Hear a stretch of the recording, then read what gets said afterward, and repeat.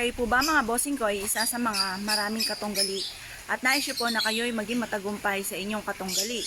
Sa lahat ng hanap buhay, meron po yung katunggali.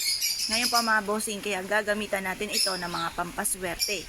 Bukod po sa sarili po ninyong diskarte kung paano kayo magiging matagumpay, mainam na meron po kayong ganito upang sa ganon kayo po ay maging matagumpay sa inyo pong mga katunggali.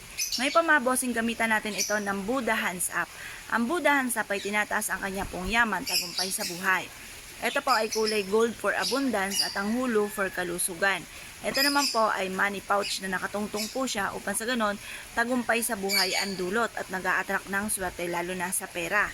Kung kayo po ay negosyante or kaya po ay mananaya, masasabi ko lamang na the best na meron kang Buddha Hands Up para kayo lagi ang nangunguna sa lahat ng bagay. Ngayon po mga boss,